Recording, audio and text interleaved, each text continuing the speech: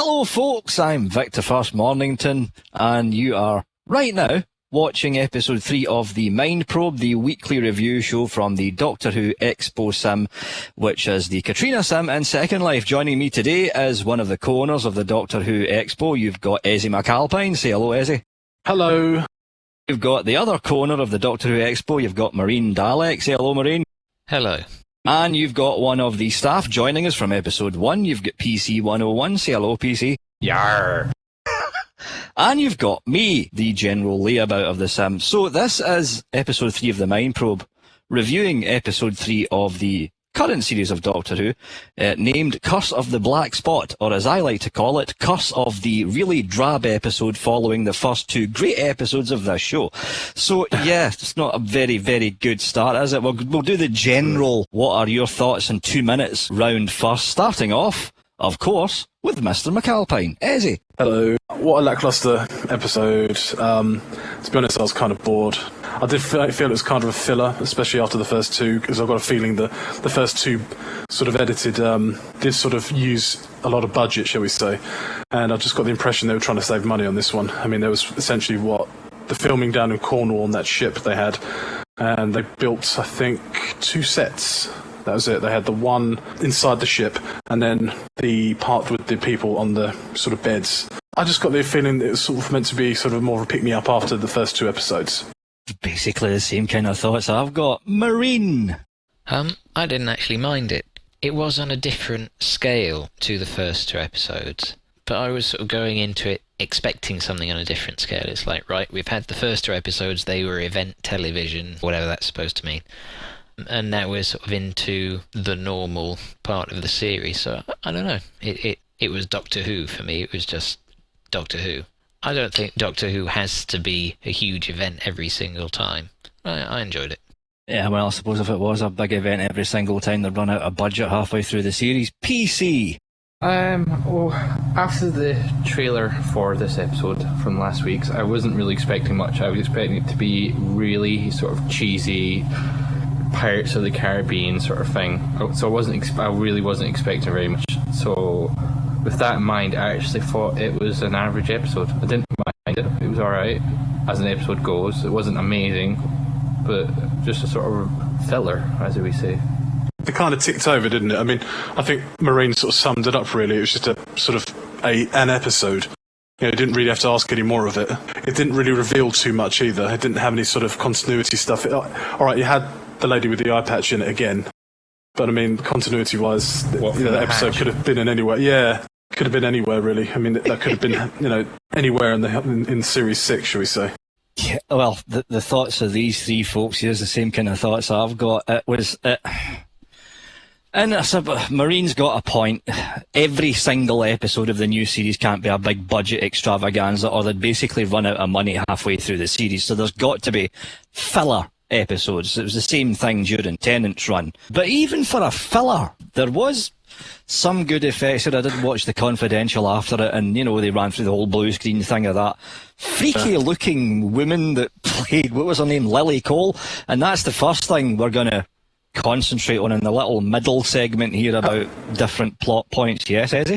You can't concentrate on anything other than how far apart that woman's eyes are. I'm sorry, even watching it, okay, she was a lovely shade of green and stuff, but I just thought Gizmo or Gremlin or something like that. I mean, kind of off-putting. Leading on, which is a really good link, Ezzy, that's what we're going to talk about. We're going to talk about Lily Cole, and apparently she's a really, really well-known supermodel who does all the catwalk stuff, is in the cover of Vogue. And Playboy. Yeah, Playboy as well. And this is another thing. If you watch the episode again, she never spoke. Never spoke. She sang a little melody type song, but not one word was ever spoken. But, I mean, as a monster, we can't really say as an actor, because all she was really doing was strung up in a harness and loads of CGI effects all around her and looking rather crazy with those eyes. But, yeah, continuing on your thoughts of the mermaid siren type person, Ezzy. Well, yeah, she's not exactly... I mean, okay, I don't know her, and this is a really horrible thing to say about her, but she's probably not employed because of her acting ability, shall we say. That's all I have to say about that. Short and sweet. Might be a little bit harsh, yeah. I'd still would. Oh yeah, look, yeah, there's no doubt, PC, but you'd still be sort of like, oh my god, how far are your eyes apart? That's not but that's natural. what paper bags are for. So, Marine, your thoughts on Lily Cole, and let's not concentrate so much on Lily Cole. Let's concentrate on the backstory that Moffat put into the role. Marine. When there are all the people in the room, you're starting to think, yes, it's a hospital, but it was quite well hidden throughout the episode. And we're so used to the Doctor sort of figuring things out within 5 minutes and then spending the rest of the episode as just legwork that it was good to have him confused as to what this spectre or this siren was and having to keep changing his mind about it. Yeah, I thought it was an effective monster, if you can call it that. PC? It annoyed me, really. For a doctor, she's pretty crap. She can't even stop. She doesn't even know basic CPR. She can't cure whatever that little boy had, the herbies or Kirby's or whatever. What was it the boy was suffering from? Kirby's. Typhoid. I just got this picture of Kirby's A little now. bit. Well, I'm just worried about a little boy with herpes, actually. Oh. Yeah, but I mean, it's a futuristic computer medical doctor thing, and it's pretty much useless. All it could do is put people in stasis. I mean, I even didn't know how the to fact treat that- humans, apparently. But And that's why I when kept the putting them into doctor- status. Yeah, but another thing that annoyed me is when they took Rory into the TARDIS. The TARDIS has a sick bay. I'm pretty sure at Gallifrey School they might have taught the Doctor some medical knowledge on how to do CPR or something. They might have some kind of gadget. That annoyed me. How about the fact that all the other people in that room, she can't put a bandage over cut fingers? I don't think she was even able to touch anyone because by the looks of it, she was a hologram, basically, I think. It looked like it, yeah. The transport was very reminiscent of Bad Wolf, wasn't it? In Series 1 of the new series, where it looked like these people were getting disintegrated, but actually it was a transmat. So, I mean, obviously the transmat was there, but that's sort of more just technology. I don't think she actually touched anything, because even when she handed the thing over to Amy, there wasn't an actual physical contact, I don't think. Well, she must have some physical presence because she pushes Amy when they're fighting. When she goes to do something, I can't remember, on the boat, she flings her across the boat, and then she also has her sort of lightning Mortal Kombat raiding shooting thing.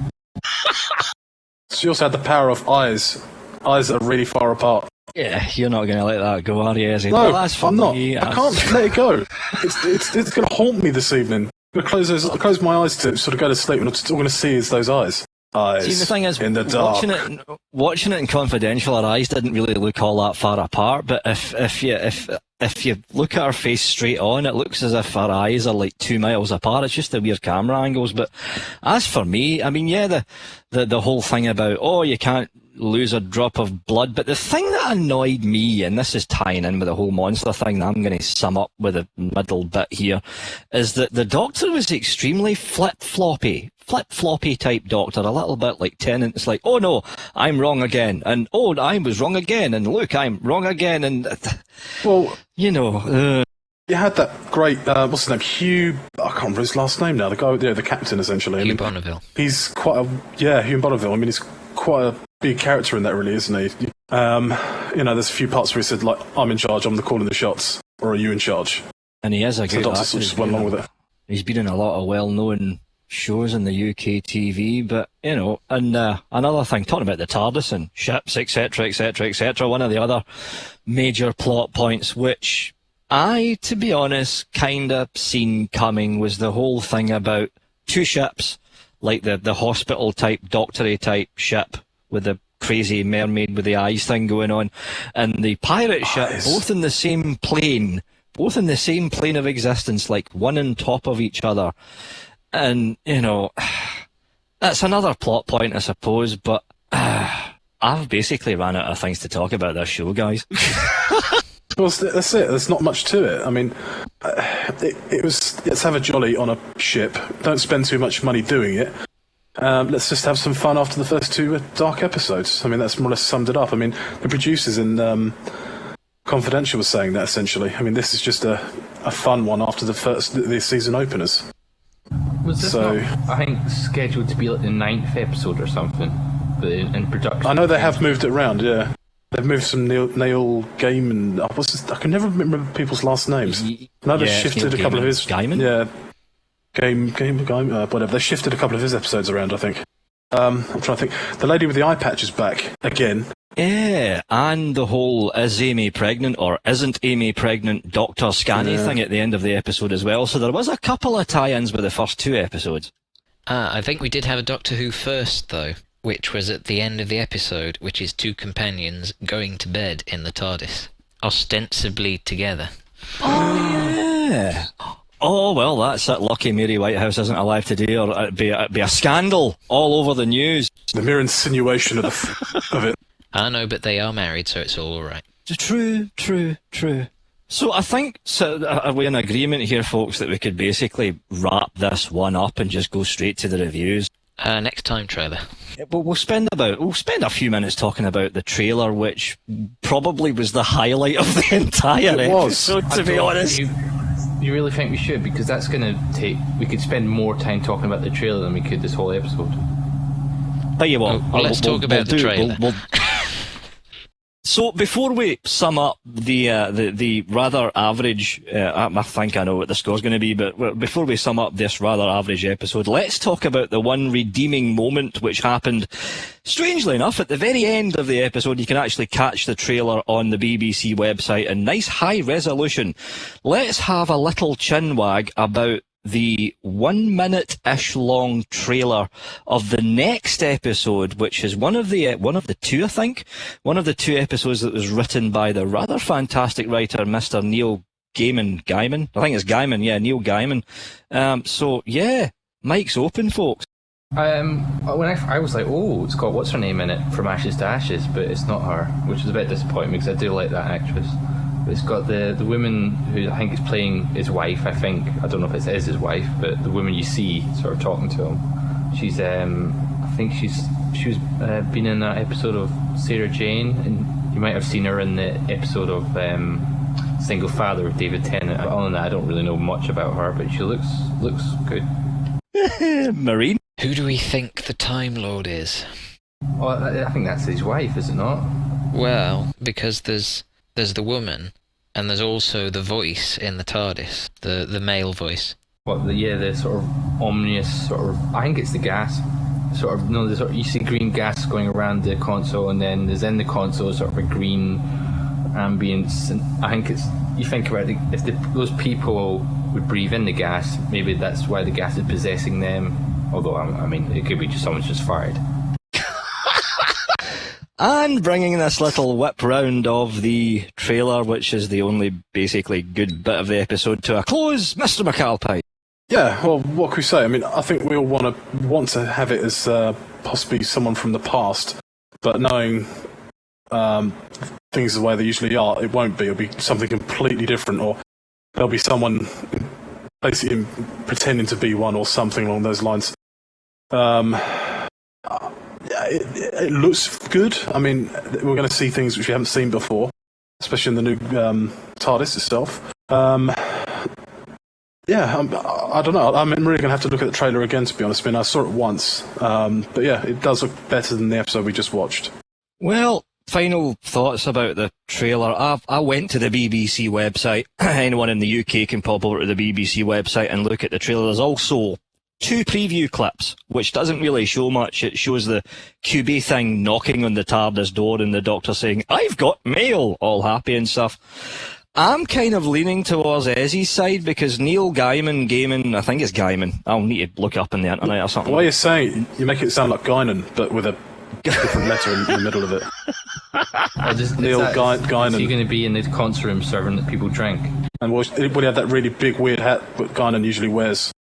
Oh dear, we're venturing into Star Trek now. Don't get me started in that. But Neil is one of those. No, I didn't. I said his name right. You just can't understand a Scottish accent. That's what's wrong with you. I'll tell you what's my problem is I've just been put off by that woman again. The eyes. I'm seeing them still. Seriously, I'm going to have nightmares about him. The subtext to this episode is episode 3 of the Mind Probe, reviewing Curse of the Black Spot and the Freaky Eye Woman. Yeah, but Curse of Neil the is Wide one Eyes.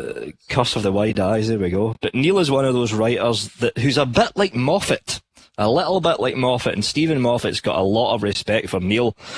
I'm kind of siding with Ezzy here. I don't think this is going to be a Time Lord. I think it's someone pretending to be a Time Lord. That's what I'm thinking, but who knows? All we've seen is little clips and bits and bobs on the BBC website. So as everyone knows who's watching the Mind Probe, we, at the very end of the show, before we all say goodbye, we rate the episode 1 to 5, 1 being absolutely horrible, and 5 being really, really, really damn good. So, before you give your review score, folks, pick out the best and the worst aspect of this episode, and then give your score. PC. My favourite bit was when the Doctor goes, alien snot. Oh no, it was alien bogies, I think he said. And then he just like walks over and wipes it on Amy. I thought that sort of cracked me up.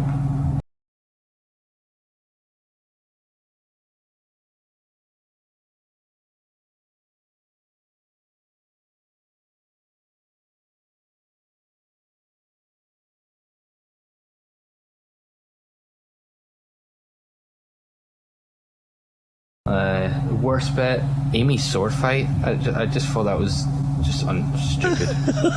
But I'm going to have to give my rating as a 3, so it's a Taran average. Marine. I quite like the bit where the Doctor's running around the ship, smashing all the mirrors and the windows and things. I was almost hoping that he would discover a minute later that it wasn't mirrors that were causing the siren to appear, and he'd have to apologise for breaking them all. But I like that bit. Least favourite bit, possibly Rory pointlessly dying and then being brought back to life. It was a bit inconsequential in the end. But yeah, average 3 Sontaran. Mr. McAlpine. So average, hard to pick out scenes which I thought were good and bad. Yes, the parts where the Doctor was saying, ignore whatever I've said previously, it's, I've been completely wrong, ignore me. That was pretty funny. There's just too many lackluster parts to actually point a finger at, to be honest. I was just watching the show and it was just moving around on the screen, to be honest, at some points. But I mean, I will give it an average score because it wasn't bad, it wasn't great. It was just there and trundling along. So yeah, give it a 3. And that leaves it to me. My favourite part is the Doctor on the gangplank trying to quip loads of funny remarks about the pirates that were on the ship were not the kind of pirates that the Doctor thought would be pirates, because he was relying on the whole cliche thing, and the very bit at the beginning where he opens the hatch and goes, yo ho ho!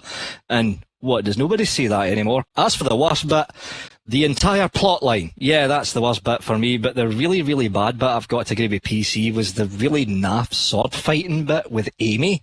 I mean, okay, if it was Rory doing the sword fight, because he's totally useless at doing anything with swords, as was seen in the fishy type Vampires in Venice episode. Score, total agreement with the rest of the folks here. It's an average episode. It's not bad. It's not really good, so it's average. A 3. And a 3 means it's all the way round, so that's a Sontaran, isn't it? So, not 1, not 2, 3. Nothing to be sniffed at. At least it's not really bad. Anyway, that brings us to the end of episode 3 of the Mind Probe, and the only thing left to do is to say goodbye, folks. So, PC, say goodbye. Yar, it's time to walk the plank. Marine. Goodbye. And Mr. McAlpine, who's changed into a Sontaran for some strange reason. Goodbye. That's it for me, folks. My name's Victor First Mornington, and don't forget to tune in to the Mind Probe next week after the next episode of Doctor Who. Catch you later on. It's not unusual to be loved.